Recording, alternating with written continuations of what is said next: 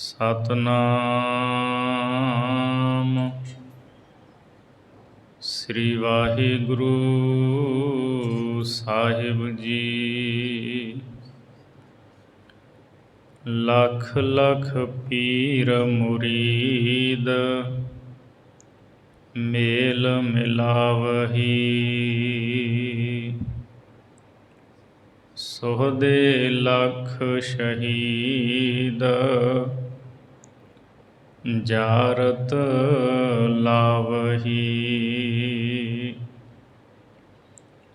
ਲੱਖ ਰੋਜੇ ਲੱਖ ਈਦ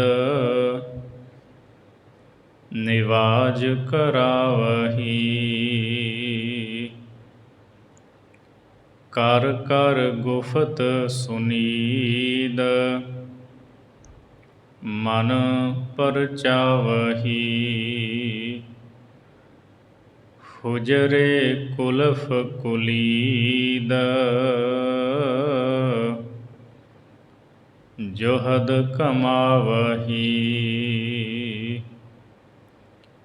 ਦਰ ਦਰ ਵੇਸ ਰਸੀਦ ਨਾ ਆਪ ਜਣਾਵਹੀ। ਦਰ ਦਰ ਵੇਸ ਰਸੀਦ ਨਾ ਆਪ ਜਣਾਵਹੀ। ਵਾਹਿਗੁਰੂ ਜੀ ਕਾ ਖਾਲਸਾ ਵਾਹਿਗੁਰੂ ਜੀ ਕੀ ਫਤਿਹ। ਧੰਨ ਧੰਨ ਸਤਿਗੁਰੂ ਸ੍ਰੀ ਗੁਰੂ ਗ੍ਰੰਥ ਸਾਹਿਬ ਸੱਚੇ ਪਾਤਸ਼ਾਹ ਜੀ ਦੀ ਪਵਿੱਤਰ ਹਜ਼ੂਰੀ ਦੇ ਅੰਦਰ ਹਾਜ਼ਰੀਆਂ ਭਰ ਰਹੀ ਗੁਰੂ ਰੂਪ ਸਾਧ ਸੰਗਤ ਜੀ। ਭਾਈ ਗੁਰਦਾਸ ਜੀ ਦੀਆਂ ਵਾਰਾਂ ਦੀ ਚੱਲ ਰਹੀ ਲੜੀਵਾਰ ਵਿਚਾਰ ਵਿੱਚੋਂ ਆਪ ਜੀ ਨੇ 21ਵੀਂ ਵਾਰ ਦੀ 13ਵੀਂ ਪੌੜੀ ਦਾ ਪਾਠ ਸਰਵਣ ਕੀਤਾ ਹੈ। ਭਾਈ ਗੁਰਦਾਸ ਸਾਹਿਬ ਜੀ ਇਸ ਪੌੜੀ ਅੰਦਰ ਦੱਸਦੇ ਹਨ, ਬੰਦਾ ਜਿੰਨੇ ਮਰਜ਼ੀ ਧਰਮ ਦੇ ਕਰਮ ਕਰ ਲਵੇ, ਜੇ ਉਹ ਮੈਂ ਮੇਰੇ ਨੂੰ ਨਹੀਂ ਛੱਡਦਾ ਤਾਂ ਪਰਮਾਤਮਾ ਦੇ ਦਰ 'ਤੇ ਉਹਦੀ ਪਹੁੰਚ ਨਹੀਂ ਹੋ ਸਕਦੀ। ਰੱਬ ਦੇ ਦਰ 'ਤੇ ਉਹੀ ਪਹੁੰਚੇਗਾ ਜਿਸ ਨੇ ਆਪਾ ਭਾਵ ਛੱਡ ਦਿੱਤਾ ਹੈ। ਸੋ ਇਸ ਪੌੜੀ ਵਿੱਚ ਭਾਈ ਗੁਰਦਾਸ ਜੀ ਅੰਮ੍ਰਿਤ ਬਚਨ, ਇਹਨਾਂ ਅੰਮ੍ਰਿਤ ਬਚਨਾਂ ਦੇ ਰਾਹੀਂ ਸਾਨੂੰ ਸਮਝਾ ਰਹੇ ਹੈ। ਆਓ ਚਿੱਤ ਬਿਰਤੀਆਂ ਨੂੰ ਇਕਾਗਰ ਕਰਦਿਆਂ ਸਰਵਣ ਕਰੀਏ। ਵਾਹਿਗੁਰੂ ਜੀ। ਲੱਖ ਲੱਖ ਪੀਰ ਮੁਰੀਦ ਮੇਲ ਮਿਲਾਵਹੀ। ਭਾਈ ਗੁਰਦਾਸ ਸਾਹਿਬ ਜੀ ਫਰਮਾਉਂਦੇ ਨੇ, ਲੱਖਾਂ ਪੀਰ, ਲੱਖਾਂ ਹੀ ਆਪਣੇ ਮੁਰੀਦਾਂ ਚੇਲਿਆਂ ਦਾ ਮੇਲ ਮਿਲਾਉਂਦੇ, ਭਾਵ ਇਕੱਠ ਕਰਦੇ ਹੈ। ਕੋਈ ਬੰਦਾ ਉਹ ਲੱਖਾਂ ਦਾ ਇਕੱਠ ਕਰ ਲਵੇ ਅਤੇ ਲੱਖਾਂ ਦਾ ਇਕੱਠ ਕਰਕੇ ਇਹ ਗੱਲ ਕਹੇ ਕਿ ਮੈਂ ਪਰਮਾਤਮਾ ਦੇ ਦਰ 'ਤੇ ਹੁਣ ਪਹੁੰਚ ਜਾਵਾਂਗਾ, ਭਾਈ ਗੁਰਦਾਸ ਜੀ ਕਹਿੰਦੇ ਨਹੀਂ। ਪਰਮਾਤਮਾ ਦੇ ਦਰ 'ਤੇ ਪਹੁੰਚਣਾ ਹੈ ਤਾਂ ਪ੍ਰੇਮਾ ਭਗਤੀ ਕਰ ਅਤੇ ਆਪੇ ਭਾਵ ਨੂੰ ਛੱਡ ਦੇਣਾ ਕਰ। ਲੱਖਾਂ ਹੀ ਪੀਰ, ਲੱਖਾਂ ਹੀ ਮੁਰੀਦਾਂ ਦੇ ਵੱਡੇ ਇਕੱਠ ਕਰਦੇ ਹੈ। ਸੋਹਦੇ ਲੱਖ ਸ਼ਹੀਦ ਜਾਰਤ ਲਾਵਹੀ। ਲੱਖਾਂ ਹੀ ਜਿਹੜੇ ਸੋਹਦੇ ਗਰੀਬ ਹਨ, ਲੱਖਾਂ ਹੀ ਗਰੀਬ, ਲੱਖਾਂ ਹੀ ਸ਼ਹੀਦਾਂ ਦੇ ਥਾਵਾਂ ਦੇ ਉੱਤੇ ਜਾਰਤ ਲਾਵਹੀ, ਮੇਲੇ ਲਾਉਂਦੇ ਹੈ। ਅਤੇ ਜੇ ਕੋਈ ਇਹ ਗੱਲ ਕਵੇ ਵੀ ਉੱਥੇ ਮੇਲਾ ਲਾਉਣ ਦੇ ਨਾਲ, ਇਕੱਠ ਕਰਨ ਦੇ ਨਾਲ ਰੱਬ ਦੇ ਘਰ ਵਿੱਚ ਥਾਂ ਮਿਲ ਜਾਏਗੀ, ਭਾਈ ਗੁਰਦਾਸ ਜੀ ਕਹਿੰਦੇ ਨਹੀਂ। ਲੱਖ ਰੋਜੇ ਲੱਖ ਈਦ ਨਿਵਾਜ ਕਰਾਵਹੀ।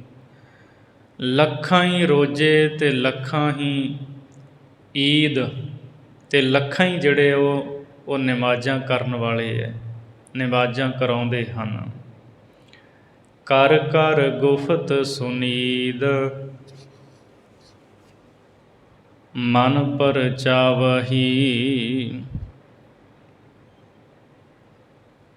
ਗੁਫਤ ਕਹਿੰਦੇ ਹੈ ਬੋਲਣਾ, ਕਹਿਣਾ, ਵਿਚਾਰ ਕਰਨੇ। ਅਨੇਕਾਂ ਹੀ ਐਸੇ ਹੈ ਜਿਹੜੇ ਸਵਾਲ ਜਵਾਬ ਕਰਕੇ ਸੁਨੀਦ ਸੁਣਾਉਂਦੇ ਹੈ। ਗੁਫਤ ਸੁਨੀਦ ਗੱਲਾਂ ਕਹਿ ਕੇ ਸੁਣਾਉਣੀਆਂ, ਇੱਕ ਦੂਜੇ ਨੂੰ ਸਵਾਲ ਜਵਾਬ ਕਰਨੇ, ਸੁਣਨੇ, ਮਨ ਪਰਚਾਵਹੀ। ਅਤੇ ਇਸ ਤਰ੍ਹਾਂ ਕਰਕੇ ਉਹ ਮਨਾਂ ਨੂੰ ਪਰਚਾਉਂਦੇ ਹੈ, ਮਨਾਂ ਨੂੰ ਬਹਿਲਾਉਂਦੇ ਰਹਿੰਦੇ ਹੈ, ਆਪਣਾ ਸਮਾਂ ਗੁਜ਼ਾਰਦੇ ਹੈ।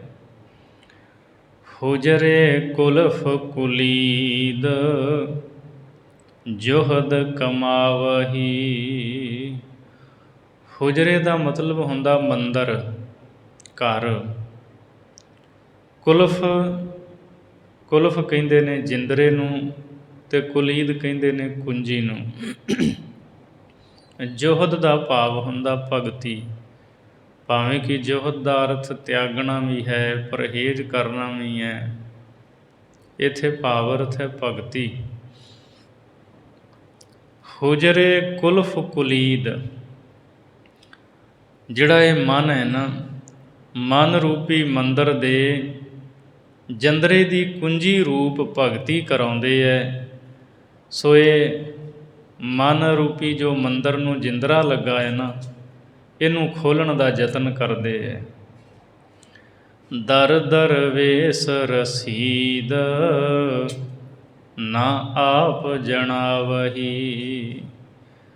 ਪਰਮਾਤਮਾ ਦੇ ਦਰ 'ਤੇ ਜਿਹੜਾ ਦਰਵੇਸ਼ ਬਣ ਗਿਆ ਹੈ, ਦਰ ਦਰਵੇਸ਼ ਰਸੀਦ, ਉਸੇ ਹੀ ਦਰਵੇਸ਼ ਦੀ, ਫਕੀਰ ਦੀ, ਵਾਹਿਗੁਰੂ ਦੇ ਦਰ 'ਤੇ ਪਹੁੰਚ ਹੈ।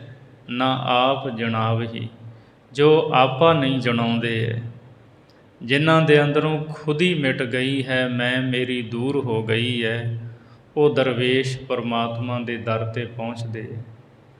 ਬਾਕੀ ਲੱਖਾਂ ਈਦ, ਲੱਖਾਂ ਰੋਜੇ, ਲੱਖਾਂ ਹੀ ਮੇਲੇ ਕਰ ਲਵੇ, ਹੋਰ ਪ੍ਰਸ਼ਨ ਉੱਤਰ ਕਰਕੇ ਸੁਣਦਾ ਰਹੇ, ਲੱਖਾਂ ਹੀ ਚੇਲਿਆਂ ਦੇ ਇਕੱਠ ਕਰ ਲਵੇ, ਜੇ ਖੁਦ ਹੀ ਨਹੀਂ ਅੰਦਰੋਂ ਗਈ, ਮੈਂ ਮੇਰੀ ਨਹੀਂ ਗਈ, ਅਤੇ ਰੱਬ ਦੇ ਦਰ 'ਤੇ ਬੰਦਾ ਪਹੁੰਚ ਨਹੀਂ ਸਕਦਾ। ਅਗਲੀ 14ਵੀਂ ਪੌੜੀ ਵਿੱਚ ਭਾਈ ਗੁਰਦਾਸ ਜੀ ਇਸ ਪੌੜੀ ਵਿੱਚ ਅੰਮ੍ਰਿਤ ਬਚਨ ਕਰਦੇ ਹਨ ਕਿ ਦੁਨੀਆ ਦੇ ਵਿੱਚ ਵਡਿਆਈ ਪ੍ਰਾਪਤ ਕਰ ਲੈਣੀ, ਧਨ ਮਾਇਆ ਕਮਾ ਲੈਣੀ, ਉੱਚੇ ਮਹਿਲ ਉਸਾਰ ਲੈਣੇ, ਇਹਦੇ ਨਾਲ ਪਰਮਾਤਮਾ ਦੇ ਦਰ 'ਤੇ ਬੰਦਾ ਸੁਰਖਰੂ ਨਹੀਂ ਹੋ ਸਕਦਾ। ਜੇ ਬੰਦਗੀ ਨਹੀਂ, ਸੇਵਾ ਸਿਮਰਨ ਨਹੀਂ, ਤਾਂ ਫਿਰ ਮਾਲਕ ਦੇ ਦਰ 'ਤੇ ਉਹ ਭਿਆਨਕ ਰੂਪ ਵਾਲੇ ਹੀ ਹੁੰਦੇ ਹੈ। ਉੱਚੇ ਮਹਿਲ ਉਸਾਰ ਵਿਛਾਏ ਵਿਛਾਵਣੇ। ਜਿਹੜੇ ਸੰਸਾਰ ਦੇ ਲੋਕ ਹਨ, ਉੱਚੇ ਮਹਿਲ ਉਸਾਰ ਲੈਂਦੇ ਹੈ, ਉੱਚੇ ਉੱਚੇ ਵੱਡੇ ਮਹਿਲ ਉਸਾਰ ਕੇ ਵਿਛਾਏ ਵਿਛਾਵਣੇ, ਫਿਰ ਉਹਨਾਂ ਵਿੱਚ ਵਿਸ਼ਰਾਮ ਕਰਨ ਲਈ ਵਿਛਾਉਣੇ ਵਿਛਾਉਂਦੇ ਹੈ, ਸੋਹਣੇ ਬਿਸਤਰੇ ਵਿਛਾਉਂਦੇ ਹੈ, ਸੋਹਣੀਆਂ ਦਰੀਆਂ ਗਲੀਚੇ ਵਿਛਾ ਕੇ ਉਹਨਾਂ 'ਤੇ ਵਿਸ਼ਰਾਮ ਕਰਦੇ ਹੈ। ਵੱਡੇ ਦੁਨੀਆਦਾਰ ਨਾਉ ਗਣਾਵਣੇ।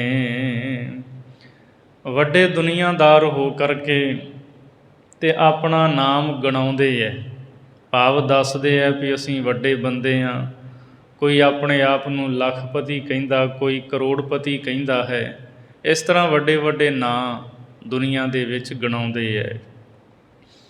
ਕਰ ਗੜ ਕੋਟ ਹਜ਼ਾਰ ਰਾਜ ਕਮਾਵਣੇ। ਹਜ਼ਾਰਾਂ ਹੀ ਕਿਲੇ ਕੋਟ ਉਸਾਰ ਕੇ ਰਾਜ ਭਾਗ ਕਮਾਉਂਦੇ ਹੈ, ਦੁਨੀਆ ਦਾ ਰਾਜ ਕਰਦੇ ਹੈ। ਲੱਖ ਲੱਖ ਮਨ ਸਬਦਾਰ ਵਜਹਿ ਵਧਾਵਣੇ। ਲੱਖਾਂ ਹੀ ਜਿਹੜੇ ਮਨਸਬਦਾਰ ਹੈ, ਅਹੁਦੇਦਾਰ, ਜਿਹੜੇ ਕਿਸੇ ਪਦਵੀ 'ਤੇ ਹਨ, ਲੱਖਾਂ ਹੀ ਉਹ ਅਹੁਦੇਦਾਰ ਭਾਈ ਗੁਰਦਾਸ ਜੀ ਕਹਿੰਦੇ ਵਜਹਿ ਵਧਾਵਣੇ, ਅਤੇ ਆਪਣੀ ਜੋ ਉਹਨਾਂ ਦੀ ਵਜਹਿ ਮਹੀਨੇ ਦੀ ਤਨਖਾਹ ਹੁੰਦੀ ਹੈ ਅਤੇ ਉਹ ਤਨਖਾਹ ਨੂੰ ਵਧਾਉਂਦੇ ਹੈ। ਸੋ ਆਪਣੀ ਯੋਗਤਾ ਦੱਸ ਕੇ ਅਤੇ ਲੱਖਾਂ ਰੁਪਏ ਤੱਕ ਉਹ ਆਪਣੀ ਮਹੀਨੇ ਦੀ ਤਨਖਾਹ ਵਧਵਾ ਲੈਂਦੇ ਹੈ। ਪੂਰ ਭਰੇ ਅਹੰਕਾਰ ਆਵਣ ਜਾਵਣੇ। ਪਰ ਇਹੋ ਜਿਹੇ ਜਿਹੜੇ ਲੋਕ ਨੇ ਉਹ ਪੂਰਾਂ ਦੇ ਪੂਰ ਹੰਕਾਰ ਦੇ ਨਾਲ ਭਰੇ ਹੋਏ, ਆਵਣ ਜਾਵਣੇ, ਆਉਂਦੇ ਰਹਿੰਦੇ ਅਤੇ ਜਾਂਦੇ ਰਹਿੰਦੇ, ਭਾਵ ਜੰਮਦੇ ਅਤੇ ਮਰਦੇ ਰਹਿੰਦੇ ਹੈ। ਤਿਤ ਸੱਚੇ ਦਰਬਾਰ ਖਰੇ ਡਰਾਵਣੇ। ਉਸ ਸੱਚੇ ਅਕਾਲ ਪੁਰਖ ਪਰਮਾਤਮਾ ਦੇ ਦਰਬਾਰ ਦੇ ਵਿੱਚ ਇਹ ਖਰੇ ਚੰਗੇ ਡਰਾਉਣੇ ਹੁੰਦੇ ਹੈ। ਖਰੇ ਤੋਂ ਭਾਵ ਬਹੁਤ ਜ਼ਿਆਦਾ ਇਹ ਡਰਾਉਣੇ ਨੇ, ਕਿਉਂਕਿ ਭਗਤੀ ਨਹੀਂ ਕੀਤੀ, ਸੇਵਾ ਸਿਮਰਨ ਨਹੀਂ ਕੀਤਾ, ਮਹਿਲ ਵੀ ਵੱਡੇ ਉਸਾਰ ਲਏ ਔਰ ਮਨਸਬਦਾਰ ਅਹੁਦੇਦਾਰ ਵੀ ਵੱਡੇ ਬਣ ਗਏ, ਤਨਖਾਹਾਂ ਵੀ ਵਧਵਾ ਲਈਆਂ, ਕਿਲੇ ਉਸਾਰ ਕੇ ਕਈਆਂ ਨੇ ਰਾਜ ਕੀਤਾ, ਪਰ ਹੰਕਾਰ ਨਹੀਂ ਗਿਆ ਅੰਦਰੋਂ। ਤੋ ਹੰਕਾਰਾਂ ਦੇ ਪੂਰਾਂ ਦੇ ਪੂਰ ਭਰੇ ਇਹ ਆਉਂਦੇ ਹੈ, ਜੰਮਦੇ ਹੈ ਅਤੇ ਮਰ ਜਾਂਦੇ ਹੈ। ਵਾਹਿਗੁਰੂ ਦੇ ਦਰਬਾਰ ਦੇ ਵਿੱਚ ਸੁਰਖਰੂ ਨਹੀਂ ਹੋ ਪਾਉਂਦੇ, ਉੱਥੇ ਇਹ ਡਰਾਉਣੇ ਹਨ। ਅਗਲੀ 15ਵੀਂ ਪੌੜੀ ਵਿੱਚ ਭਾਈ ਗੁਰਦਾਸ ਜੀ ਦੱਸਦੇ ਹੈ, ਰੱਬ ਦੇ ਦਰ ਦੇ ਉੱਤੇ ਪਖੰਡ ਨਹੀਂ ਚੱਲਦਾ।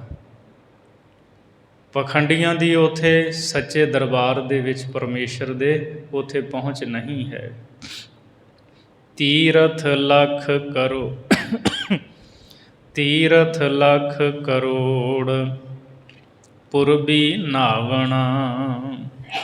ਸੋ ਅਨੇਕਾਂ ਲੋਕ ਐਸੇ ਨੇ ਜਿਹੜੇ ਲੱਖਾਂ ਵਾਰ, ਕਰੋੜਾਂ ਵਾਰ ਤੀਰਥਾਂ ਦੇ ਉੱਤੇ ਜਦੋਂ ਕੋਈ ਦਿਨ ਹੁੰਦਾ ਨਾ, ਖਾਸ ਦਿਨ, ਪੁਰਬੀ ਨਹਾਵਣਾ, ਪੁਰਬੀ ਦੇ ਦਿਨ ਨਹਾਉਂਦੇ, ਇਸ਼ਨਾਨ ਕਰਦੇ। ਅਥਵਾ ਕਰੋੜਾਂ ਹੀ ਲੋਕ ਜਿਹੜੇ ਹੈ ਲੱਖਾਂ ਹੀ ਵਾਰ, ਅਨੇਕਾਂ ਵਾਰ ਜਦੋਂ ਕੋਈ ਖਾਸ ਦਿਨ ਹੁੰਦਾ ਪੁਰਬ ਦਾ, ਉਦੋਂ ਤੀਰਥਾਂ 'ਤੇ ਇਸ਼ਨਾਨ ਕਰਦੇ ਹੈ। ਦੇਵੀ ਦੇਵ ਸਥਾਨ ਸੇਵ ਕਰਾਵਣਾ। ਦੇਵੀ ਦੇਵਤਿਆਂ ਦੇ ਜਿਹੜੇ ਅਸਥਾਨ ਹਨ, ਉਹਨਾਂ ਦੇ ਬਣੇ ਮੰਦਰ ਹਨ, ਉੱਥੇ ਕਈ ਜਾ ਕਰਕੇ ਸੇਵਾ ਕਰਦੇ ਹੈ, ਉੱਥੇ ਟਹਿਲ ਕਰਦੇ ਹੈ। ਜਪ ਤਪ ਸੰਜਮ ਲਖ ਸਾਧ ਸਧਾਵਣਾ। ਸੋ ਲੱਖਾਂ ਹੀ ਲੋਕ ਜਪ ਤਪ ਅਤੇ ਸੰਜਮ ਕਰਦੇ ਹੈ, ਅਥਵਾ ਲੱਖਾਂ ਜਪ ਤਪ, ਲੱਖਾਂ ਹੀ ਸੰਜਮ ਕਰਦੇ ਹੈ। ਸੰਜਮ ਕੋਈ ਪਰਹੇਜ਼ ਕਰਨਾ। ਲੱਖ ਸਾਧ ਸਧਾਵਣਾ। ਜਪ ਤਪ ਸੰਜਮ ਲੱਖ ਸਾਧ ਸਧਾਵਣਾ। ਅਤੇ ਲੱਖਾਂ ਹੀ ਸਾਧਨਾ ਨੂੰ ਸਾਧਦੇ ਹੈ, ਵੱਖੋ ਵੱਖਰੇ ਸਾਧਨ ਕਰਦੇ ਹੈ। ਹੋਮ ਜਗ ਨਈ ਵੇਦ ਭੋਗ ਲਗਾਵਣਾ। ਕੋਈ ਹੋਮ ਹਵਨ ਕਰ ਰਿਹਾ, ਕੋਈ ਯੱਗ ਕਰ ਰਿਹਾ। ਨਈ ਵੇਦ ਕਹਿੰਦੇ ਹੈ ਜੋ ਠਾਕੁਰਾਂ ਦੇ ਨਿਮਿਤ ਕਿਸੇ ਪਦਾਰਥ ਨੂੰ ਅਰਪੀ ਦਾ, ਭੋਗ ਲਾਈ ਦਾ। ਸੋ ਪਦਾਰਥ ਅਰਪਣ ਕਰਕੇ ਠਾਕੁਰਾਂ ਨੂੰ ਭੋਗ ਲਗਾਉਂਦੇ ਹੈ। ਵਰਤ ਨੇਮ ਲਖ ਦਾਨ ਕਰਮ ਕਮਾਵਣਾ। ਲੱਖਾਂ ਹੀ ਵਰਤ ਰੱਖਦੇ ਹੈ ਲੋਕ, ਨੇਮ ਕਰਦੇ ਹੈ, ਅਤੇ ਦਾਨ ਇਤਿਆਦਿਕ ਇਹ ਕਰਮ ਕਰਦੇ ਹੈ। ਲਉ ਬਾਲੀ ਦਰਗਾਹ ਪਖੰਡ ਨਾ ਜਾਵਣਾ। ਲਉ ਬਾਲੀ ਕਹਿੰਦੇ ਬੇਪਰਵਾਹ। ਭਾਈ ਗੁਰਦਾਸ ਜੀ ਫਰਮਾਉਂਦੇ, ਬੇਪਰਵਾਹ ਅਕਾਲ ਪੁਰਖ ਦੀ ਦਰਗਾਹ ਦੇ ਵਿੱਚ ਇਹ ਪਖੰਡ ਨਾਲ ਨਹੀਂ ਜਾਂਦੇ। ਜੇ ਬੰਦਾ ਕਹੇ ਮੈਂ ਨਾਮ ਸਿਮਰਨ ਨਾ ਕਰਾਂ, ਭਗਤੀ ਨਾ ਕਰਾਂ, ਜੀ ਮੈਂ ਤਾਂ ਦੇਵੀ ਦੇਵਤਿਆਂ ਦੇ ਸਥਾਨ 'ਤੇ ਹੀ ਟਹਿਲ ਕਰਦਾ, ਭਾਈ ਗੁਰਦਾਸ ਜੀ ਕਹਿੰਦੇ ਰੱਬੀ ਦਰਗਾਹ ਦੇ ਵਿੱਚ ਤੂੰ ਪ੍ਰਵਾਨ ਨਹੀਂ ਹੋਵੇਂਗਾ। ਸੋ ਇਸ ਲਈ ਨਿਰਵਾਣ ਕੀਰਤਨ, ਪਰਮਾਤਮਾ ਦੀ ਸਿਫਤ, ਉਹਦਾ ਨਾਮ ਹੀ ਉਹਦੇ ਦਰ 'ਤੇ ਕਬੂਲ ਹੈ। ਅਖੰਡ ਕੀਰਤਨ ਤਿਨ ਭੋਜਨ ਚੂਰਾ, ਪਰਮਾਤਮਾ ਦੀ ਸਿਫਤ, ਉਹਦਾ ਨਾਮ ਹੀ ਆਤਮਾ ਦੀ ਖੁਰਾਕ ਹੈ। ਸੋ ਇਹ ਜਿੰਨੇ ਨੇ ਭਾਈ ਗੁਰਦਾਸ ਜੀ ਕਹਿੰਦੇ ਮੈਂ ਗਿਣੇ, ਲੱਖਾਂ ਵਾਰ ਤੀਰਥਾਂ 'ਤੇ ਇਸ਼ਨਾਨ ਕਰ ਲੈਣਾ, ਦੇਵਤਿਆਂ ਦੇ ਦੇਵੀਆਂ ਦੇ ਸਥਾਨਾਂ 'ਤੇ ਟਹਿਲ ਕਰਨੀ, ਜਪ ਤਪ ਸੰਜਮ ਲੱਖਾਂ ਵਾਰ, ਲੱਖਾਂ ਹੀ ਸਾਧਨ ਸਾਧਣੇ, ਹੋਮ ਜਗ ਨਈ ਵੇਦ, ਠਾਕੁਰਾਂ ਨੂੰ ਭੋਗ ਲਵਾਉਣਾ, ਵਰਤ ਨੇਮ ਦਾਨ ਕਰਨੇ, ਰੱਬ ਦੀ ਦਰਗਾਹ ਵਿੱਚ ਇਹ ਪਖੰਡ ਨਹੀਂ ਜਾਂਦਾ। ਉੱਥੇ ਪ੍ਰੇਮਾ ਭਗਤੀ ਹੀ ਪ੍ਰਵਾਨ ਹੁੰਦੀ ਹੈ। ਸਤਿਗੁਰੂ ਦਾ ਬਚਨ ਹੈ, ਕਰਮ ਧਰਮ ਪਾਖੰਡ ਜੋ ਦੀਸਹਿ, ਤਿਨ ਜਮ ਜਾਗਾਤੀ ਲੂਟੈ, ਨਿਰਵਾਣ ਕੀਰਤਨ ਗਾਵਹੁ ਕਰਤੇ ਕਾ, ਨਿਮਖ ਸਿਮਰਤ ਜਿਤ ਛੂਟੈ। ਨਿਮਖ ਸਿਮਰਨ ਕਰਨ ਦੇ ਨਾਲ ਛੁਟਕਾਰਾ ਹੋ ਜਾਂਦਾ ਹੈ। ਬਾਕੀ ਸਾਰਾ ਤਾਂ ਜੋ ਕੁਝ ਬੰਦੇ ਨੇ ਕੀਤਾ ਉਹ ਜਮ ਜਾਗਾਤ ਰਸਤੇ ਵਿੱਚ ਹੀ ਇਹਦੇ ਤੋਂ ਲੁੱਟ ਲੈਂਦੇ ਹੈ। 16ਵੀਂ ਪੌੜੀ ਵਿੱਚ ਭਾਈ ਗੁਰਦਾਸ ਜੀ ਫਰਮਾਨ ਕਰਦੇ ਹੈ, ਜਿਹੜੇ ਪਰਮੇਸ਼ਰ ਦੇ ਸੇਵਕ ਹਨ, ਉਹਦੇ ਦਾਸ ਦਾਸੀਆਂ ਹਨ, ਉਹ ਸਾਰਿਆਂ ਤੋਂ ਹੀ ਉੱਚੇ ਹੈ। ਪੋਪਲੀਆਂ ਭਰ ਨਾਲ ਲੱਖ ਤਰਨ ਦੀਆਂ। ਪੋਪਲੀਆਂ ਦਾ ਮਤਲਬ ਹੁੰਦਾ ਉਹ ਮਸ਼ਕਾਂ ਜਿਨ੍ਹਾਂ ਵਿੱਚ ਹਵਾ ਭਰੀ ਹੁੰਦੀ ਹੈ, ਅਤੇ ਜਿਨ੍ਹਾਂ ਮਸ਼ਕਾਂ ਦੇ ਵਿੱਚ ਪਹਿਲਾਂ ਪਾਣੀ ਭਰਿਆ ਕਰਦੇ ਸਨ, ਮਸ਼ਕਾਂ ਦੇ ਵਿੱਚ, ਜਿਨ੍ਹਾਂ ਮਸ਼ਕਾਂ ਦੇ ਵਿੱਚ ਹਵਾ ਭਰੀ ਹੁੰਦੀ ਹੈ, ਅਤੇ ਉਹ ਦਰਿਆ ਵਿੱਚ ਸਮੁੰਦਰ ਵਿੱਚ ਤਰਦੀਆਂ ਫਿਰਦੀਆਂ, ਅਤੇ ਜਿੰਨਾ ਮਰਜ਼ੀ ਉਹ ਦਰਿਆ ਦੇ ਵਿੱਚ ਤਰਦੀ ਫਿਰੇ ਜਾਂ ਸਮੁੰਦਰ ਵਿੱਚ ਤੈਰਦੀ ਫਿਰੇ, ਉਹ ਹਵਾ ਭਰੀ ਮਸ਼ਕ ਜਿਹੜੀ ਹੈ ਸਮੁੰਦਰ ਦਾ ਅੰਤ ਨਹੀਂ ਪਾ ਸਕਦੀ। ਪੋਪਲੀਆਂ ਭਰ ਨਾਲ ਲੱਖ ਤਰਨ ਦੀਆਂ। ਹਵਾ ਨਾਲ ਭਰੀਆਂ ਹੋਈਆਂ ਮਸ਼ਕਾਂ ਲੱਖਾਂ ਹੀ ਸਮੁੰਦਰ ਦੇ ਵਿੱਚ ਤਰਦੀਆਂ ਨੇ, ਦਰਿਆ ਵਿੱਚ ਤਰਦੀਆਂ ਨੇ। ਓੜਕ ਓੜਕ ਭਾਲ ਸੁਧ ਨਾ ਲਹੰਦੀਆਂ।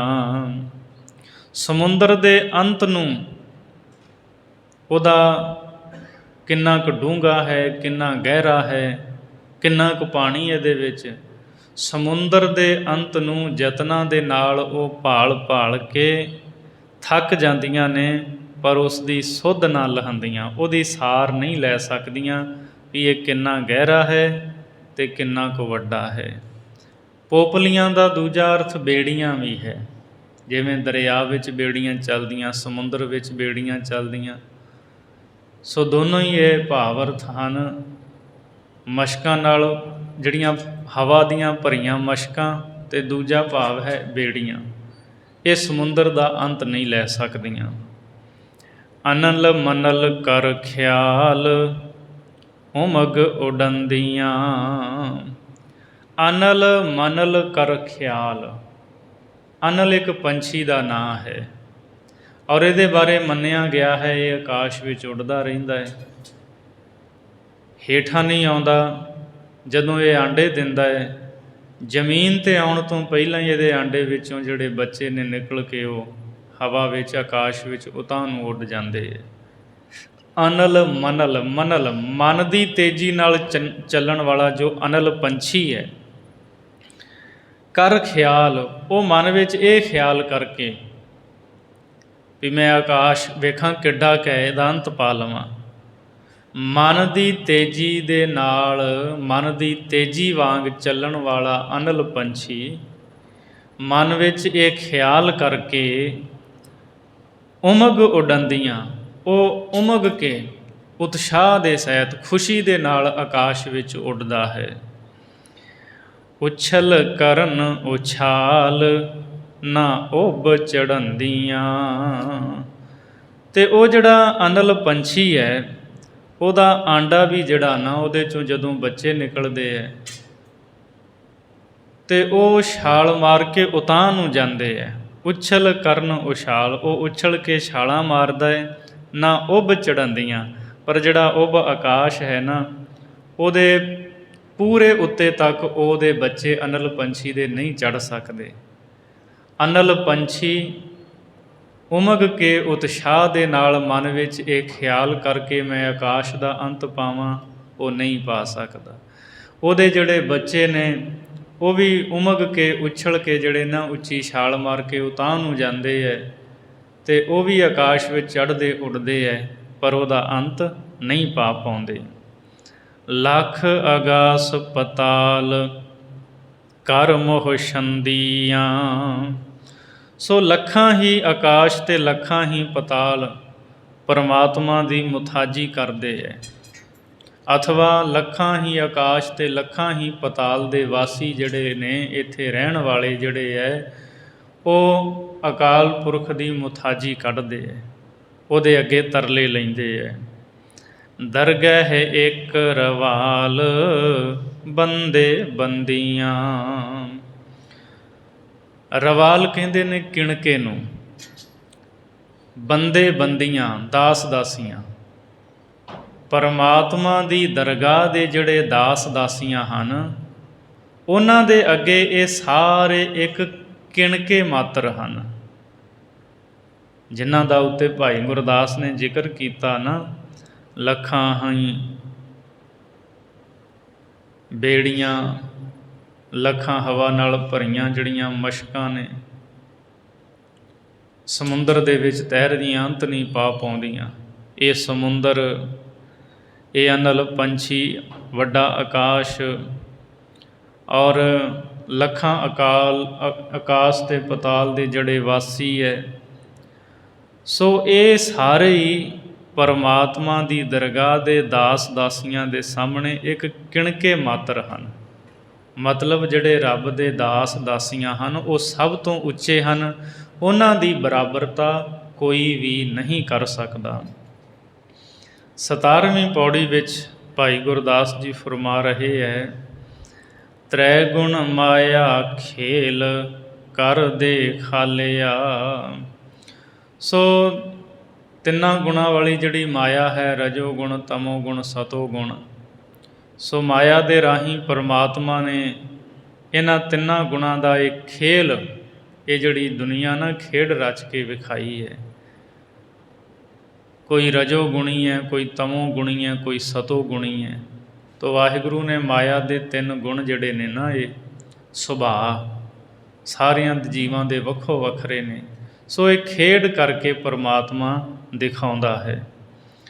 ਖਾਣੀ ਬਾਣੀ ਚਾਰ ਚਲਤ ਉਠਾਲਿਆ, ਖਾਣੀ ਚਾਰ ਹੀ ਖਾਣੀਆਂ ਅਤੇ ਚਾਰ ਹੀ ਬਾਣੀਆਂ, ਅੰਡਜ ਜੇਰਜ ਸੇਤਜ ਉਤਪੁਜ, ਇਹ ਚਾਰ ਖਾਣੀਆਂ ਅਤੇ ਚਾਰ ਹੀ ਬਾਣੀਆਂ ਹਨ। ਪਰਾ ਪਸੰਤੀ ਮੱਧਮਾ ਅਤੇ ਬੈਖਰੀ, ਚਾਰ ਖਾਣੀਆਂ ਚਾਰ ਬਾਣੀਆਂ ਦਾ ਕੌਤਕ ਪਰਮਾਤਮਾ ਨੇ ਉਠਾਲਿਆ ਦਾ ਮਤਲਬ ਬਣਾਇਆ ਹੈ।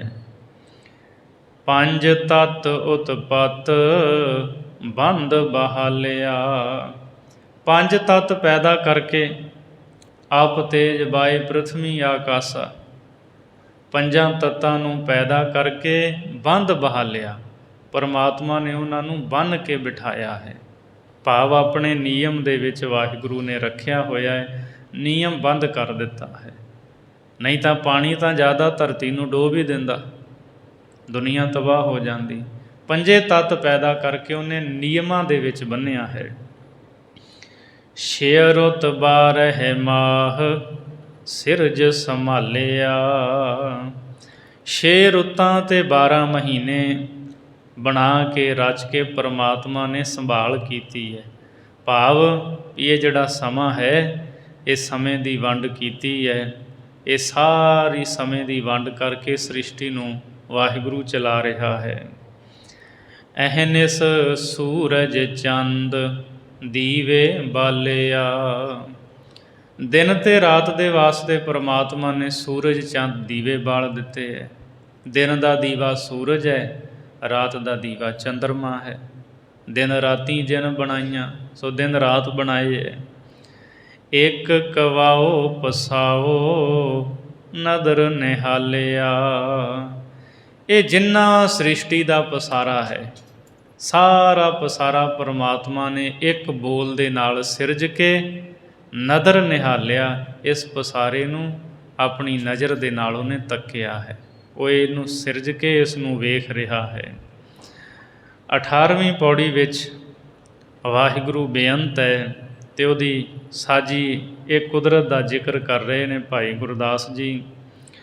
ਕੁਦਰਤ ਇੱਕ ਕਵਾਓ ਥਾਪ ਉਥਾਪ ਦਾ।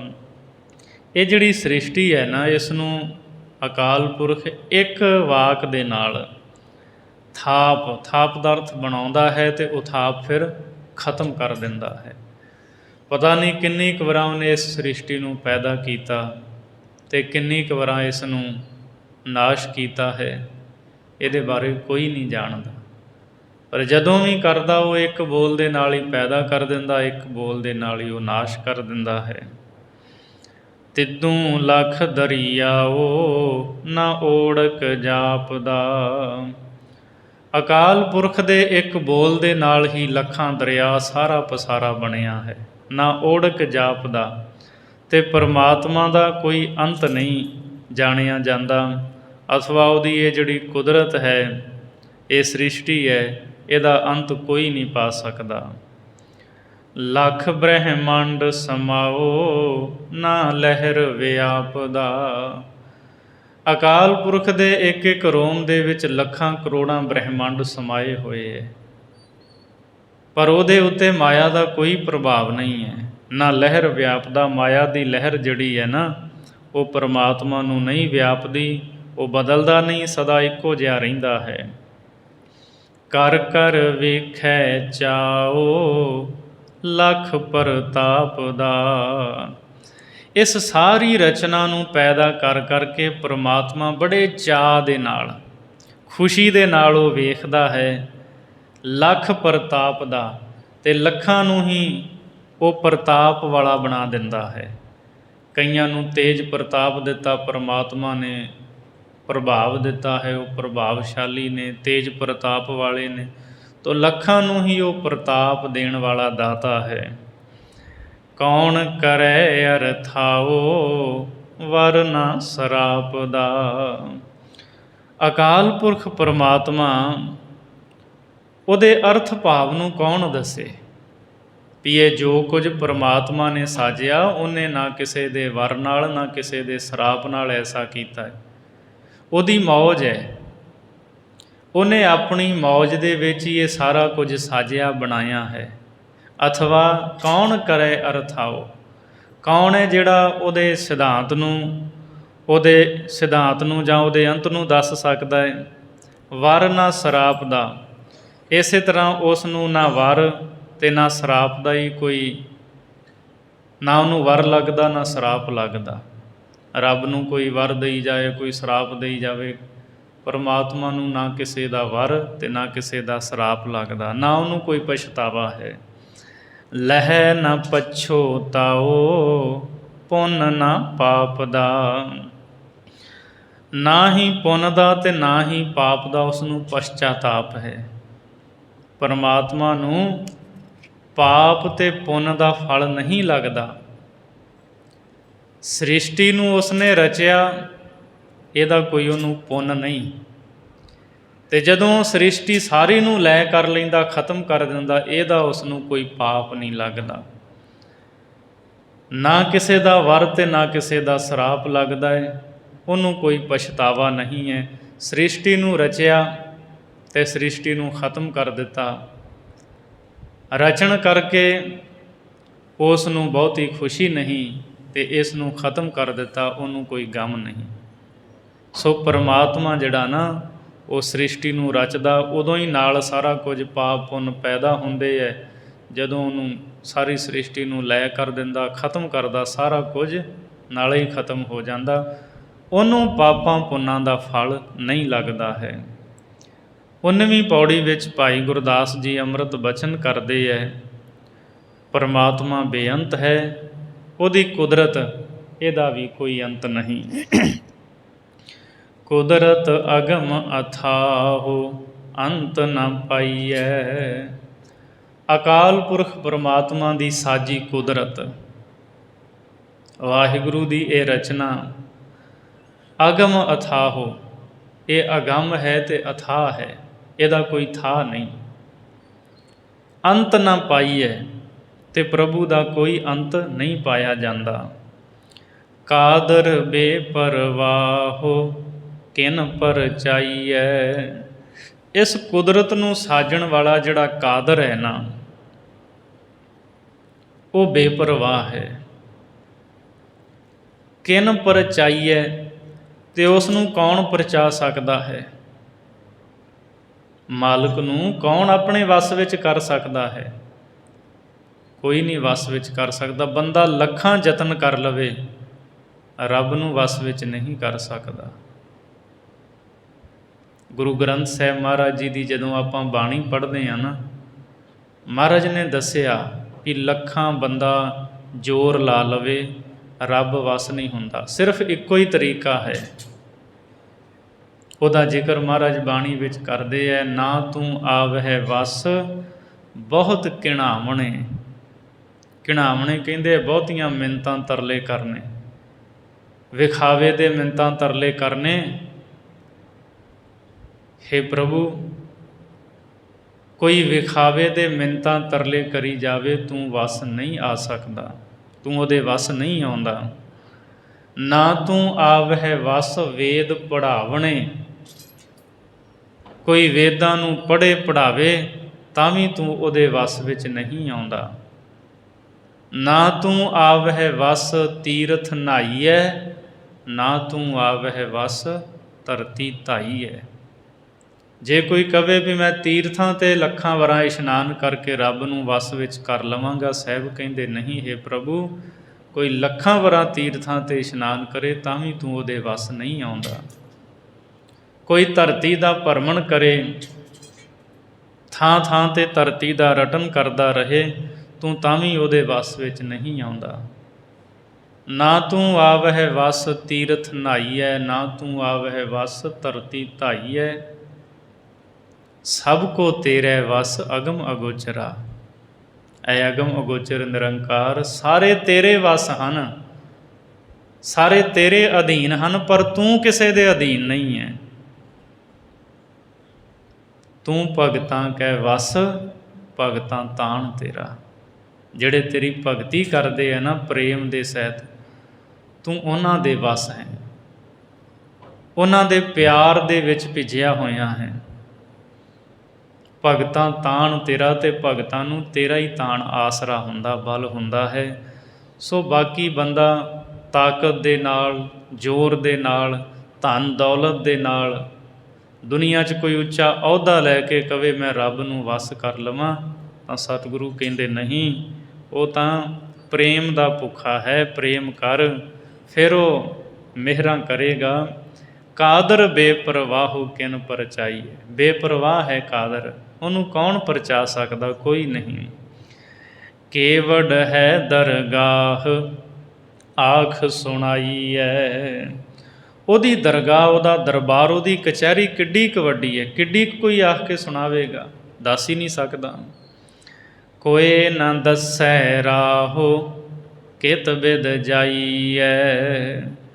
ਕੋਈ ਰਾਹ ਨਹੀਂ ਦੱਸ ਸਕਦਾ, ਉੱਥੇ ਕਿਵੇਂ ਜਾਈਏ। ਸਾਰੇ ਆਪੋ ਆਪਣੀ ਸਮਝ ਮੁਤਾਬਕ ਕਹਿੰਦੇ ਹੈ, ਪਰ ਇਹ ਮਾਰਗ ਪ੍ਰੇਮ ਦਾ ਹੈ। ਸੋ ਜਿਵੇਂ ਜਿਸ ਬੰਦੇ ਨੂੰ ਭੁੱਖ ਲੱਗੀ ਹੋਈ ਹੋਵੇ, ਉਹਨੂੰ ਦੱਸਣਾ ਨਹੀਂ ਪੈਂਦਾ ਵੀ ਰੋਟੀ ਕਿਵੇਂ ਖਾਈਦੀ ਹੈ। ਬਸ ਇਹੀ ਖੇਡ ਹੈ। ਕੋਈ ਨਾ ਦੱਸੈ ਰਾਹੋ, ਕੋਈ ਰਾਹ ਨਹੀਂ ਦੱਸ ਸਕਦਾ। ਕਿਤ ਬਿਧ ਜਾਈਏ, ਕਿਸ ਢੰਗ ਤਰੀਕੇ ਨਾਲ ਉੱਥੇ ਜਾਈਏ। ਕੇਵਡ ਸਿਫਤ ਸਲਾਹ ਕਿਉਂ ਕਰ ਧਿਆਈਐ। ਉਸ ਦੀ ਸਿਫਤ ਸਲਾਹ ਦੀ ਬਾਣੀ ਜਾਂ ਉਹਦੀ ਸਿਫਤ ਸਲਾਹ ਕਿੱਡੀ ਕੁ ਹੈ, ਇਹ ਵੀ ਨਹੀਂ ਦੱਸਿਆ ਜਾ ਸਕਦਾ। ਕਿਉਂ ਕਰ ਧਿਆਈਐ, ਅਤੇ ਉਹਨੂੰ ਕਿਵੇਂ ਧਿਆਉਣਾ ਕਰੀਏ, ਕਿਉਂਕਿ ਮਨ ਉੱਥੇ ਪਹੁੰਚ ਨਹੀਂ ਸਕਦਾ। ਅਵਗਤ ਗਤ ਅਸਗਾਹੋ ਨਾ ਅਲਖ ਲਖਾਈਐ। ਅਵਗਤ ਹੈ ਵਾਹਿਗੁਰੂ ਜੋ ਹੈ ਨਾ, ਉਹਦੀ ਗਤ ਅਵਸਥਾ, ਉਹਦੀ ਹਾਲਤ ਜਾਣੀ ਨਹੀਂ ਜਾ ਸਕਦੀ। ਉਹਦੀ ਅਵਸਥਾ ਬਾਰੇ ਕੋਈ ਨਹੀਂ ਜਾਣ ਸਕਦਾ। ਨਾ ਅਲੱਖ ਲਿਖਾਈ ਹੈ, ਉਹ ਅਲੱਖ ਹੈ, ਉਹਦੇ ਬਾਰੇ ਲਿਖਿਆ ਜਾਣਿਆ ਨਹੀਂ ਜਾ ਸਕਦਾ। ਸੋ 21ਵੀਂ ਵਾਰ ਦੀ ਅਖੀਰਲੀ 20ਵੀਂ ਪੌੜੀ ਵਿੱਚ ਭਾਈ ਗੁਰਦਾਸ ਜੀ ਫੁਰਮਾਨ ਕਰਦੇ ਹੈ, ਆਦਿ ਪੁਰਖ ਪਰਮਾਦ ਅਚਰਜ ਆਖੀਐ। ਇਸ 20ਵੀਂ ਪੌੜੀ ਵਿੱਚ ਦੱਸਦੇ ਹੈ ਵੀ ਨਿਰੰਕਾਰ ਨੂੰ ਗੁਰੂ ਦੇ ਰਾਹੀਂ ਹੀ ਪਾਇਆ ਜਾਂਦਾ ਹੈ। ਆਦਿ ਪੁਰਖ ਪਰਮਾਦ, ਅਕਾਲ ਪੁਰਖ ਉਹ ਆਦਿ ਪੁਰਖ ਹੈ। ਆਦਿ ਕਹਿੰਦੇ ਨੇ ਸ਼ੁਰੂ ਨੂੰ, ਮੁੱਢ ਨੂੰ। ਸਾਰਿਆਂ ਦਾ ਮੁੱਢ ਉਹੀ ਹੈ। ਇਹ ਸ੍ਰਿਸ਼ਟੀ ਰਚੀ, ਸ੍ਰਿਸ਼ਟੀ ਦਾ ਮੁੱਢ ਉਹ ਹੈ, ਆਦਿ ਪੁਰਖ ਹੈ। ਪਰਮਾਦ, ਤੇ ਉਹ ਆਪ ਪਰਮਾਦ। ਪਰਮਾਤਮਾ ਜੋ ਹੈ ਨਾ, ਪਰਮ ਦਾ ਅਰਥ ਹੁੰਦਾ ਵੱਡਾ, ਆਦਿ ਵੱਡੇ ਮੁੱਢ ਵਾਲਾ, ਭਾਵ ਉਹਦਾ ਮੁੱਢ ਕਿੱਥੋਂ ਸ਼ੁਰੂ ਹੋਇਆ, ਉਹਦੀ ਸ਼ੁਰੂਆਤ ਕਿੱਥੋਂ ਹੋਈ, ਉਹ ਕੋਈ ਸਮੇਂ ਦੀ ਗਿਣਤੀ ਮਿਣਤੀ ਨਹੀਂ ਹੈ। ਇਸ ਲਈ ਉਹਨੂੰ ਪਰਮਾਦ ਕਹਿੰਦੇ ਹੈ। ਅਚਰਜ ਆਖੀਐ, ਤੇ ਅਚਰਜ ਸਰੂਪ ਕਹੀਦਾ ਹੈ ਉਸਨੂੰ। ਹੈਰਾਨ ਹੋ ਜਾਈਦਾ ਉਹਦੇ ਬਾਰੇ ਸੁਣ ਕੇ। ਔਰ ਉਹਦੇ ਬਾਰੇ ਜਦੋਂ ਬੰਦਾ ਥੋੜ੍ਹਾ ਜਿਹਾ ਜਾਣਦਾ ਹੈ ਕਿ ਨਾ ਇਹਦਾ ਆਦਿ ਹੈ ਨਾ ਅੰਤ ਹੈ। ਆਦ ਅਨੀਲ ਅਨਾਦ ਸ਼ਬਦ ਨਾ ਸਾਖੀਐ। ਪਰਮਾਤਮਾ ਆਦਿ ਰੂਪ ਹੈ, ਸਾਰਿਆਂ ਦਾ ਮੁੱਢ। ਅਨੀਲ, ਅਨੀਲ ਕਹਿੰਦੇ ਅਕਲੰਕ ਹੈ, ਉਹਨੂੰ ਕੋਈ ਕਲੰਕ ਨਹੀਂ, ਅਥਵਾ ਅਨੀਲ ਗਿਣਤੀ ਤੋਂ ਰਹਿਤ ਹੈ। ਅਨਾਦ, ਅਨਾਦ ਤੋਂ ਭਾਵ ਅਨਆਦ, ਜਿਸ ਦਾ ਕੋਈ ਆਪਣਾ ਮੁੱਢ ਨਹੀਂ ਹੈ। ਜਿਵੇਂ ਗੋਲ ਚੱਕਰ ਹੁੰਦਾ ਨਾ, ਕਿੱਥੋਂ ਸ਼ੁਰੂ ਹੋਇਆ ਕਿੱਥੇ ਮੁੱਕਿਆ, ਉਹਦਾ ਕੋਈ ਆਦਿ ਨਹੀਂ ਅੰਤ ਨਹੀਂ। ਇਹ ਦ੍ਰਿਸ਼ਟਾਂਤ ਹੈ ਸਿਰਫ। ਪਰਮਾਤਮਾ ਦਾ ਕੋਈ ਆਦਿ ਨਹੀਂ। ਸ਼ਬਦ ਨਾ ਸਾਖੀ ਹੈ, ਤੇ ਜਿਹੜਾ ਸ਼ਬਦ ਹੈ ਉਹ ਵੀ ਗਵਾਹੀ ਨਹੀਂ ਦੇ ਸਕਦਾ। ਸਾਖੀ ਦਾ ਅਰਥ ਹੁੰਦਾ ਗਵਾਹ, ਵੀ ਗਵਾਹੀ ਦੇਣੀ। ਕਿਉਂਕਿ ਸ਼ਬਦ ਵੀ ਉਸ ਨੂੰ ਬੇਅੰਤ ਬੇਅੰਤ ਕਹਿੰਦਾ ਹੈ, ਨੇਤ ਹੈ ਨੇਤ ਹੈ। ਸ਼ਬਦ ਇਹ ਗੱਲ ਕਹਿੰਦਾ ਹੈ ਰੱਬ ਬੇਅੰਤ ਹੈ ਬੇਅੰਤ ਹੈ। ਤਾਂ ਸ਼ਬਦ ਵੀ ਗਵਾਹੀ ਨਹੀਂ ਦੇ ਸਕਦਾ ਵੀ ਉਹਦਾ ਆਦ ਅੰਤ ਕੀ ਹੈ। ਵਰਤੈ ਆਦ ਜੁਗਾਦ ਨਾ ਗੱਲੀ ਗਾਖੀਐ। ਉਹ ਆਦਿ ਕਾਲ ਤੋਂ, ਜਦੋਂ ਤੋਂ ਇਹ ਸ੍ਰਿਸ਼ਟੀ ਬਣੀ, ਸ਼ੁਰੂ ਤੋਂ, ਉਹ ਤੋਂ ਪਹਿਲੋਂ ਤੋਂ ਵਰਤ ਰਿਹਾ ਹੈ।